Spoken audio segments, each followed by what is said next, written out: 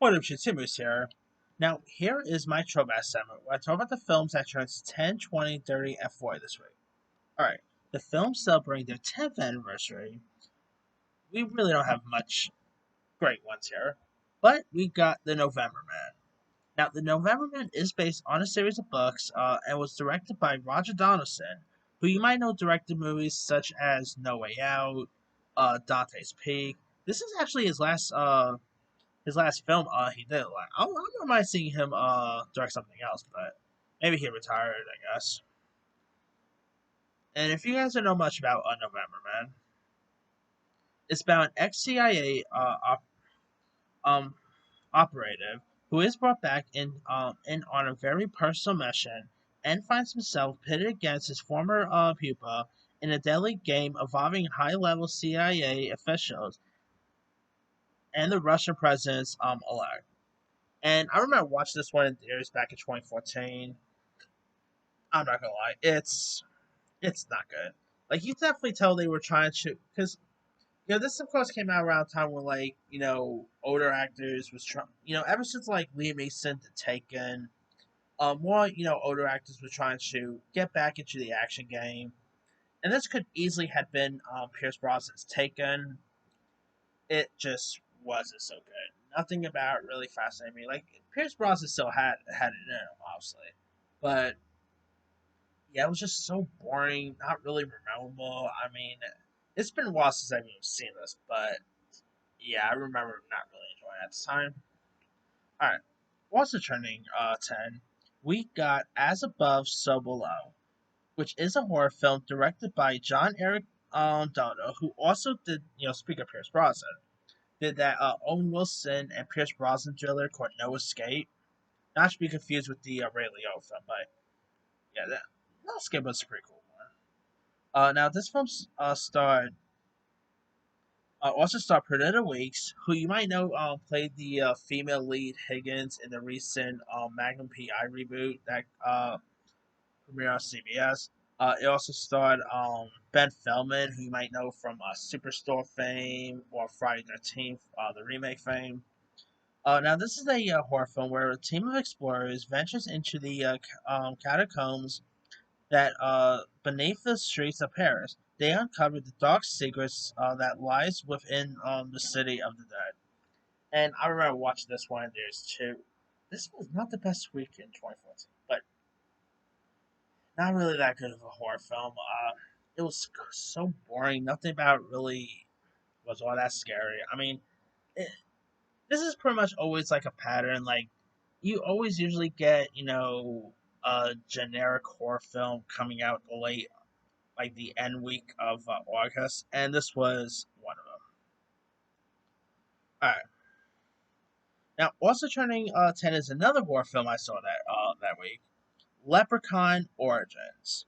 Now, this was pretty much like a new take of the Leprechaun franchise. This time around, instead of Warwick Davis playing the role, the film starred. This was obviously from WWE films, so you had a WWE star playing the Leprechaun, and this one was of course Hornswoggle. Uh, you also had you also had Melissa Roxburgh, who you might know from Manifest fame.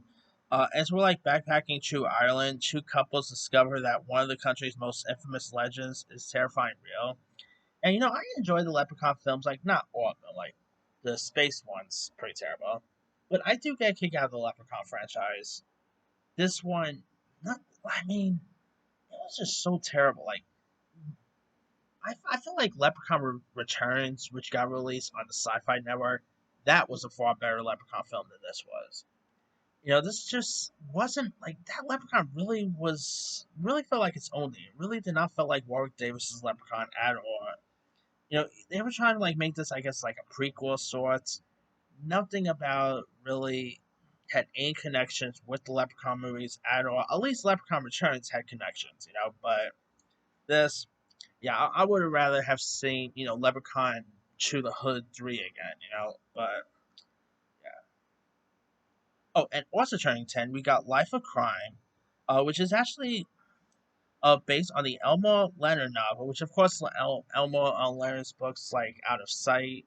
and Jackie Brown got turned into features. This is actually a prequel source of Jackie Brown. This stars Mos Def, who plays the role of Ordell Robbie, who was played by Sam Jackson and Jackie Brown. And you also have John Hawkes, who plays the Robert De Niro character Louis Gara. You also had like Jennifer Aniston, Isa Fisher, Will Forte, Tim Robbins, some really cool cast members. And it's where the wife of a corrupt real estate developer is kidnapped by two criminals who want inside information about his crook business and offshore accounts, but the husband decides he'd rather not get his wife back. And out of the four films, this was actually not so bad. I mean, it's not great, like, it's nowhere near as good as Jackie Brown was. I mean, this was obviously not directed by Quentin Tarantino, but actually, it definitely had some fun elements to it. Um, the chemistry between Mos Def and John Hawkes, not as good as the chemistry between De Niro or Jackson, but they still play off each other pretty well here. Jennifer Aniston was pretty good. This movie, just came and went. Like I remember watching this one at Empire 25 at the time. I just did not mind it so much. So, yeah. All right, now films turning 20 this week. We got The Life and Death of Peter Sellers, directed by Predator 2 director Stephen Hawkins, who also directed The Dream Child, the movie Race. Now, this stars Jeffrey Rush, Charlize Theron, Stanley Tucci, John Lithgow, and of course, it is about famed iconic comedic actor Peter Sellers, who obviously has been, you might know as from the Pink Panther movies and all. This is actually a really good love film. Jeffrey Rush, probably my favorite film of his. He really played Peter Sellers perfectly. He also has Stanley Tucci. He played Stanley Kubrick. Perfect casting there. Really decent film. Like if this movie would definitely showcase on who Peter Sellers was, and I mean, Peter Sellers was obviously a comedy legend from like the 70s, 60s, and this one is a really decent biopic about. All right, also turning 20, we got Anaconda, The Hunt for the Blood Orchid. Yeah, now this was directed by Dwight Lale, who's best known for directing movies such as Marked for Death and Free Willy 2. Oh, and Halloween 4. So, interesting resume there. And this is a follow up to the '90s Anaconda movie, which had Jennifer Lopez. You had Ice Cube in that one. So years after they decided to go ahead and do a sequel. Now they also did a couple of like sci-fi sequels as well. One of which was with David Hasselhoff. Then another sequel was had the Anaconda facing off against the crocodile from Lake Placid. This was actually pretty much the last like theatrical Anaconda film, which of course you guys know they are set to reboot Anaconda down the line. But Anaconda Hunt for the Blood Orchid, follows a team of researchers who is sent to for an expedition into the Southeast Asian tropical island of Borneo to search for sacred flower for which they believe will bring humans to a longer and healthier life, but soon becomes stalked and hunted by deadly giant anacondas inhabiting the islands. Now, I of course enjoy the JLo film. That's a lot of fun.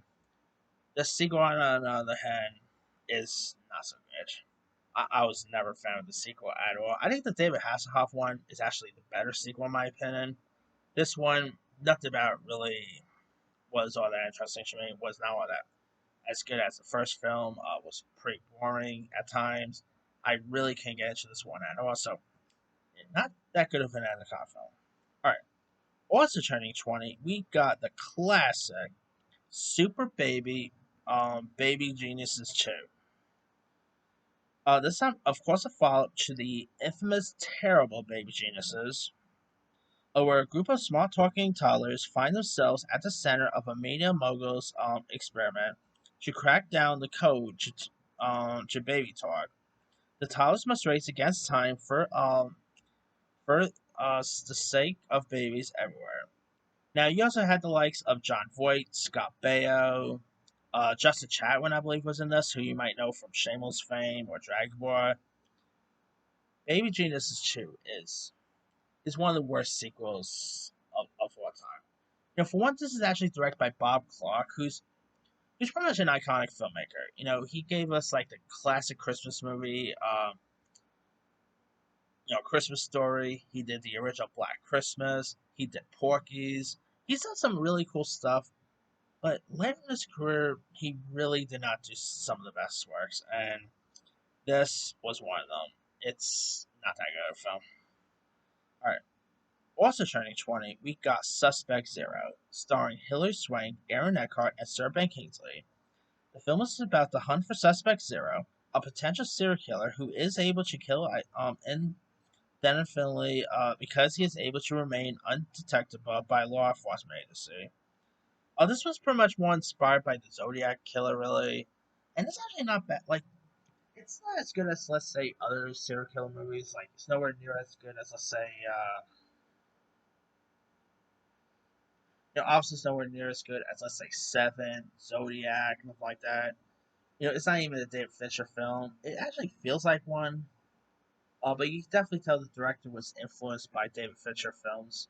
Uh, but it's not that bad of a serial killer one. Of course, Hilary Swank was great. Sir Ben Kingsley was pretty decent. Some really cool twists and turns around. Not a bad movie worth checking out. All right. Oh boy, also turning 20, the last one on this list, or which one is one, is The Brown Bunny. Now this was directed by Vincent Gallo and also starred Gallo as well as Chloe Sevigny, who of course you might know from like movies such as Kids. She was in American Psycho. She's in the new season of Monsters, and she was also in the Act American Horror Story. Chloe Sevigny is always excellent. Now, if you guys don't know much about the story here, it tells the story of motorcycle racer on a cross-country drive who is haunted by memories by his former lover. And of course, this movie is more infamous for one thing. Not gonna go into any details, but just look up Brown Bunny. You'll probably be able to find the one thing that this movie is more infamous for. Uh, but that aside, like let's say, the filthy stuff aside, it's not that bad of a film. It's definitely a very independent film. The chemistry between Vincent Gallo and Chloe Sevigny is pretty good. Really nice road trip based film. Take aside of the filthy that is featured, it's still a pretty decent film worth checking out.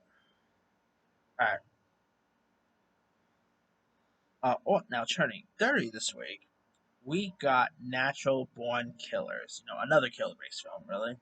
Directed by Oliver Stone, who you might know directed movies such as World Trade Center. He also put out Platoon. What else? Oh, he did that movie Snowden, which was terrible.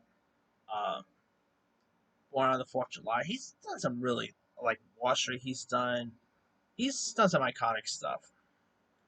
Now, if you guys don't know much about Natural Born Killers, it starred Woody Harrelson and Juliette Lewis, along with the likes of Ronnie Dangerfield, Robert Downey Jr., Tommy Lee Jones, Tom Sizemore, and tells the story of two victims of traumatic childhoods who become lovers and mass murderers and are irresponsibly glorified by mass media.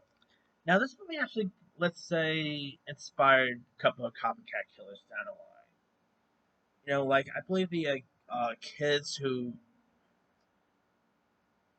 was responsible for Columbine. They were actually inspired by this film. It was actually banned throughout a couple of states because of his course of violence and stuff.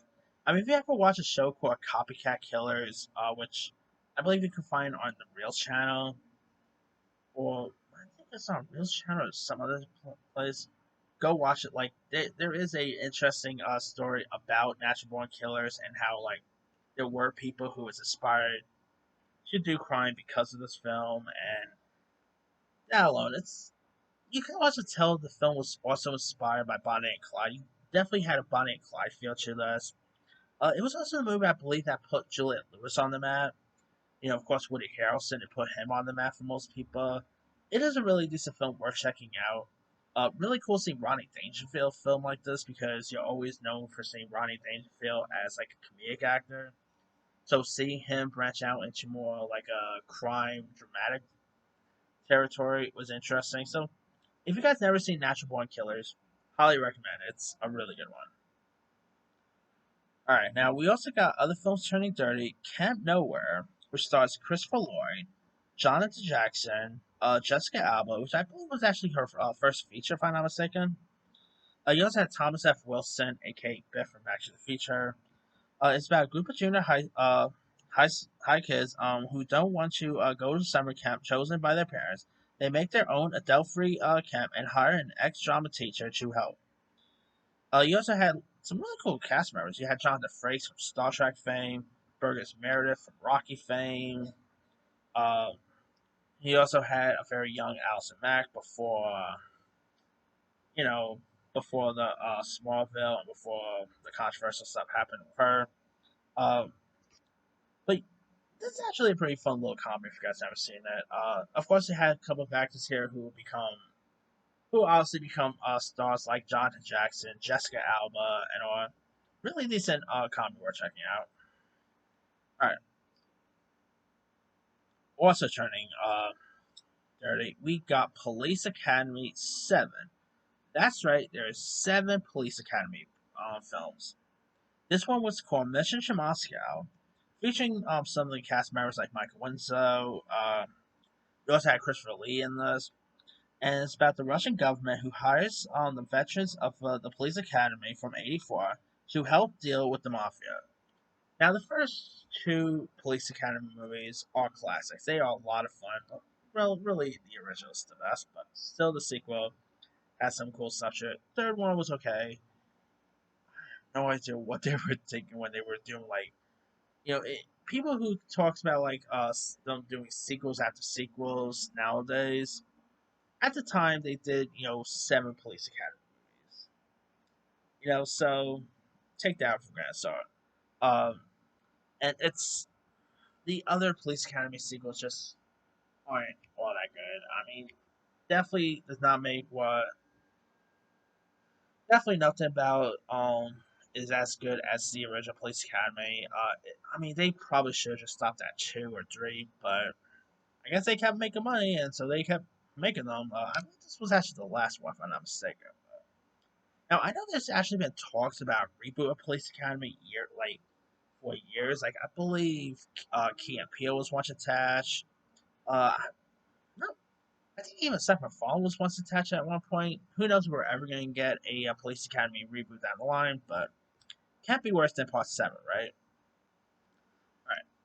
Alright. Also turning dirty, we got the classic It's Pat, starring Julia Sweeney, who reprises her role from SNL. Now, this is based on an SNL skit, which, if you guys remember, like, at the time, Hollywood was trying to do film adaptations of SNL skits. There was obviously Coneheads. What else? Oh yeah, MacGruber, Wayne's World, and but not all of them turned out so great. And It's Pat was one of them. This movie actually flopped so hard that they actually yanked it right out of theirs. I believe it was like a week or 2 weeks out of theirs, if I'm not mistaken. They just yanked it. Like if this was today, this movie would just been a straight to streaming release, or I don't know, would have gotten right off a tax write off and all. Yeah, and also you had like Charles Rocket, Captain Griffin, Dave Foley was in this. You had some cool cast members, some really cool comedic actors, but this movie is just like there are SNL films I've enjoyed from Coneheads to Wayne's World, uh, obviously MacGruber, but not all of them turns out the best, and It's Pat's probably the worst out of the bunch. So Alright, now films turning 40 this week. We got the sci-fi horror film Chud, which starred former Home Alone co-stars John Hurt and Daniel Stern. Now, this was obviously a couple years before Home Alone fame. You also had John Goodman was in this. Obviously John Hurt and Daniel Stern will go on to, John Hurt, of course, will play Kevin's dad in the Home Alone films, while Daniel Stern, of course, will play the role of Marv in Home Alone as well. But obviously, this was 84, so 5, 6, 7, 8, 9. Yeah, about 6 years before Home Alone got released. Now, if you guys don't know much about the story for this one, the plot concerns a New York City police officer and a homeless shelter manager who teams up to investigate a series of disappearances and discover that the missing people have been killed by humanoid monsters that live in the sewers. Now, this is actually a pretty fun 80s horror sci-fi comedy. John Goodman, of course, again, was in this. This was like before Roseanne fame. Like before Roseanne, John Goodman did stuff in the 80s, like he was in Revenge of the Nerds. I believe he was in one of the Porky's movies, not the first one. I think it was the second, if I'm not mistaken. But of course, obviously, it was Roseanne that really put him on the map for most people. But he was actually pretty good in this. Obviously, he will go on to do other horror films like Arachnophobia, 10 Cloverfield Lane. I mean, John Goodman is always great and stuff. Uh, you had some really cool cast members. The effects is pretty cool. I mean, especially for like 80s and stuff like that. I mean, not a bad little horror comedy if you guys haven't seen that. All right. Also turning 40, we got Flashpoint. Not to be confused with the Flash, people. This saw the likes of Chris Christopherson, Treat Williams, Gene Smart, Kurtwood Smith, of course, Red from That Seven Show fame, as were Texas Border Patrolmen, uh, played by Chris Christopherson and Treat Williams, find a Jeep, a skeleton, and 80,000 and 800,000 in cash, dating from 1963. And this is actually a little forgettable, but I remember watching this one on TV when I was a kid. Not a little forgettable, but not not that bad, I guess. Chris Christopherson's always great. Street Williams is terrific. So yeah, but obviously Chud is the better one on that list. Anyway, let me let you guys. Which of these films stand out to you the most? To me, the 10-year one is actually going to go to Life of Crime. That is the better one out of the bunch. Shows that week in 2014 was not the best week. The 20-year one, I'm going to go with probably the Brown Bunny. If you guys never seen the Brown Bunny, go watch the Brown Bunny. The 30-year one, obviously, Natural Born Killers, and the 4-year one is going to go to Chud. Anyway, drop comments below. Don't forget to like, subscribe, hit that bell for notification. This is Sammy.